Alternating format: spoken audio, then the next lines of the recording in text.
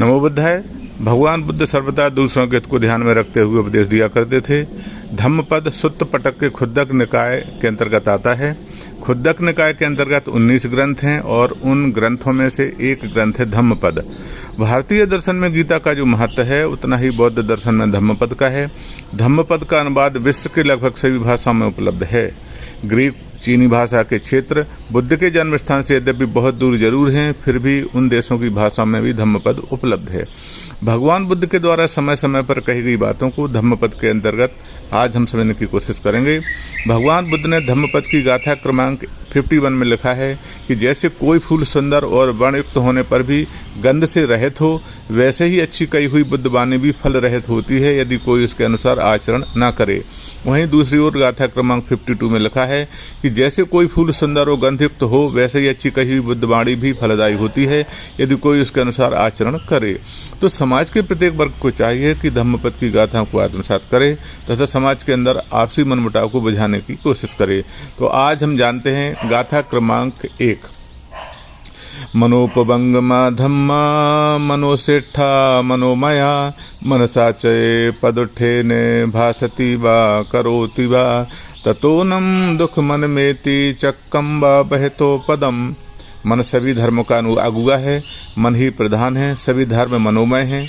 जब कोई व्यक्ति अपने मन को मैला करके कोई वाणी बोलता है अथवा शरीर से कोई कर्म करता है, तब दुख उसके पीछे ऐसे ही हो लेता है जैसे गाड़ी के चक्के बैल के पैरों के पीछे पीछे हो लेते हैं।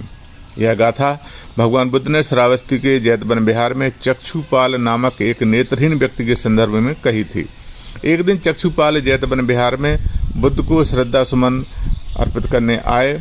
रात्रि में वह ध्यान साधना में लीन चलते रहे, इस कारण उनके पैरों के नीचे कई कीड़े मकोड़े दबकर मर गए। सुबह कुछ अन्य व्यक्ति वहाँ आए और उन्होंने उन कीड़े मकोड़ों को मरा हुआ पाया। उन्होंने भगवान बुद्ध को सूचित किया कि किस प्रकार चक्षुपाल ने रात्रि बेला में कीड़ों को मारकर महापाप किया है। भगवान बुद्ध ने उन व्यक्तियों से पूछा कि क्या उन्होंने चक्षुपाल को उन कीड़ों को मारते हुए देखा था। जब उन लोगों ने नकारात्मक उत्तर दिया तब बुद्ध ने उनसे कहा कि जैसे उन्होंने चक्षुपाल को उन कीड़ों को मारते हुए नहीं देखा है, वैसे ही चक्षुपाल ने भी उन जीवित कीड़ों को मरते हुए नहीं देखा है, क्योंकि चक्षुपाल ने अरहंत पद प्राप्त कर लिया है, अतः उनके मन में हिंसा का भाव नहीं है। इस प्रकार वह निर्दोष हैं। तब भिक्षुओं द्वारा पूछे जाने पर कि अरहंत होने के बावजूद चक्षुपाल अंधे क्यों हैं, तब भगवान बुद्ध ने यह कथा सुनाई। अपने एक पूर्व जन्म में चक्षुपाल आँखों के एक चिकित्सक थे। एक बार उन्होंने जानबूझकर एक महिला रोगी को अंधा कर दिया था।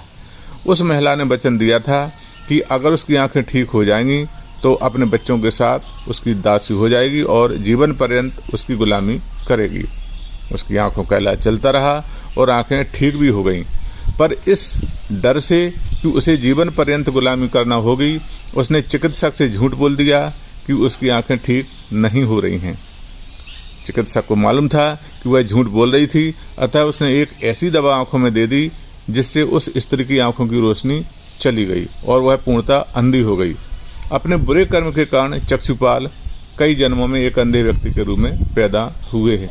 तो इस प्रकार भगवान बुद्ध ने चक्षुपाल नाम के व्यक्ति के सामने गाथा सुनाई थी। सारांश यह है कि हमारे सभी अनुभवों का सर्जन विचार से होता है। अगर हम बुरे विचारों से बोलते हैं या कोई बुरा कार्य करते हैं तो उनसे कष्टदायक परिणाम प्राप्त होता ही है। हम जहाँ कहीं जाते हैं बुरे विचारों के कारण बुरे परिणाम ही पाते हैं।